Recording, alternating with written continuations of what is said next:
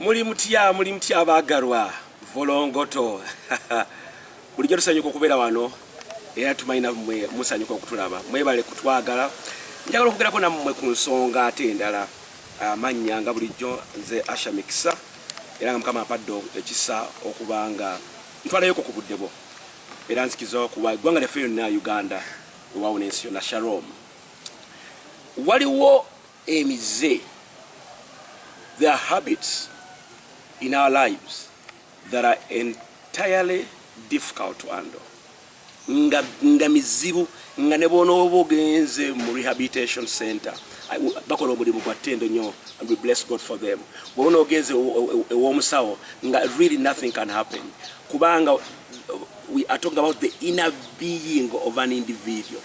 The opposite would be of so right behavior, which is basically the right and where you have a lifestyle nti ekintu ne bw'okidduka nti oyinza okugamba nti amazima gennyini nkimaze leero bannange nkimaze ne wayitawo emyezi 6 kubanga kyo tekikumalanga.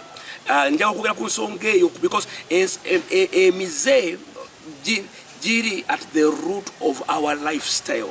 Nti engeri gy'otambuzaamu obulamu bwo obwa bulijjo, how your life moves, dependinga nnyo to the core of your life, which is basically your habit or your behavior. Era abantu obutonde ekyo kye businga okusika mu butonde ekyo kisinga okusikibwa. Kati bwesanga nga olina an inner struggle, oyinza okustrugglinga sexually for example. Yes, ngolina gwokimanyi munda mu mutima gwo oyina engeri gye weematiza things like masturbation tebasobola kukuba mpiso. I'm telling you, they can try, but there is a spiritual rehabilitation that we believe the Lord has blessed us with, and the men and women of God have okudiringa n'ensonga. Waliwo emize egimu nga giri munda mu bulamu bwo nga weesanga nga basically otambula bulungi naye somewhere somehow toyina self-worth munda mu bulamu bwo ne weesanga nti yes, when there is a habit in your life ne boona otambula nga weebise gavumenti onakyo weeteeseeko n'otambula emyezi egiwera emyaka egiwera bam olunaku lugenda kukyalomu ensonga eyo ekomewo mu bulamu bwo kubanga teyavaawo. So sometimes we need strong help okulaba biblical spiritual help okulaba nga ensonga ezo zivaawo. Waliwo ekyandiiko ekimu ku ebinyumira kiri mu Hebrews 11 olunyiriro lwokusatu ekitutegeeza nti ebintu byonna bye tutukola naawe byokolaawo ne birabikawako ne bisiimibwa oba abantu ne babijereka oba gwe kennyini n'obikyawo oba n'obyagala biva mu nsi ey'omunda, ensi ey'omwoyo. Kati we twogera ku emize giviira ddala mu nsi era kyolaba kizibu nnyo okukola omuze ng'abantu bonna bakulaba.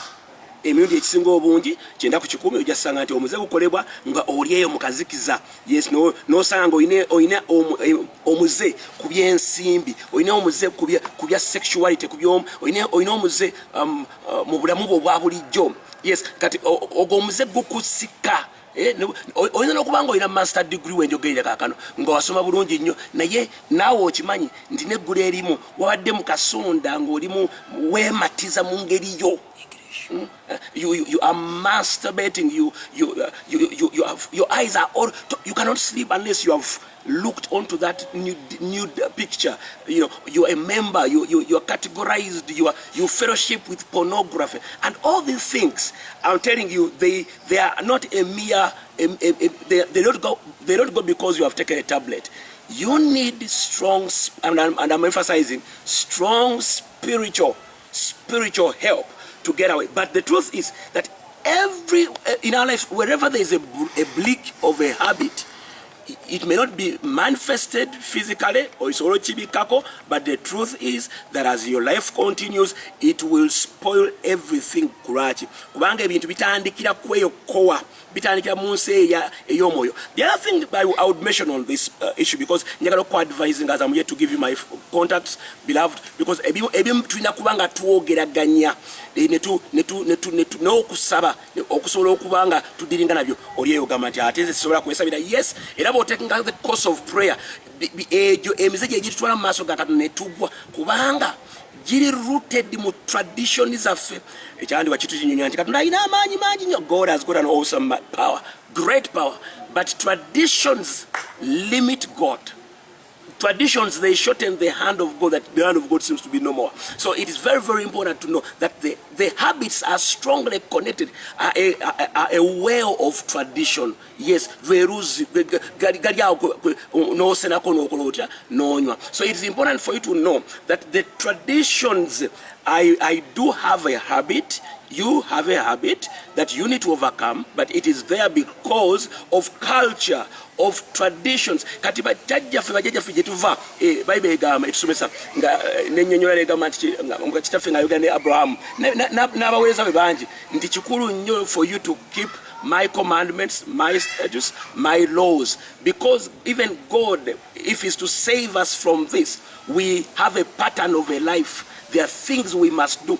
Ogenda noyingira mu bunafu obwempita obunafu mu muzogo kubanga waliwo ebikolebwa kati tulina oteekesera ku ebyo ebikolebwa kyokka wuliriza ebikolebwa biri spiritual oba byakolebwa ne weesanga nga ku ssaawa ya leero toyinza kuweebaka toyinza kukola kyoyinza kukola naawe okimanyi olinako kyokola ate ng'okimanyi kibi era toyinza kumalaga kyogera mu bantu kubanga okikola. Therefore we need a bit of the spiritual hand to help us. Emu ku kintu ky'okuba tukola oba bw'oba osobodde okyekolera kwe kugenda maaso ga Mukama n'omubuuza biki bye birina okukyusibwa in terms of the law. Bw'oba osobola okukuuma ekigambo kya Katonda Yokaana 15 that ekigambo kya Katonda kibeera munda mu bulamu bwo ojja kwesanga nti emize gigerera. Waliwo abantu abamu nga muli bakristaayo naye nga you still ogamba naye nga ndi mulokole naye ate era oba nzikiriza Katonda kyokka ate era nina omuze gunnemeddeko. I will emphasize in these few minutes that you can have my number and you can call and we help. Kubanga si buli kigambo kyonna si buli tteeka lyonna ligenda kukuyamba. Waliwo amateeka galina okudiringa n'obulamu bwaffe kuba waliwo omuntu omu ayinza okuba nga alina kyakola olwa region gy'avaamu olw'ebyo bye bakkiriza kati nga oba olw'ebyo bye baanafuya mu kigambo kya Katonda ne weesanga nti oli muzzukulu weeyo ensonga leero n'oba nga olina obuzibu. Kyokka ate ggwe atanaba kubaako kulokoka nja kuwa amagezi. Ekyandiko ekimu nkijjukire kiri mu Jeremiya 23 yes 15 15:23 I think. Kinnyonnyola nti a leopard tesobola kukyusa sport yaayo.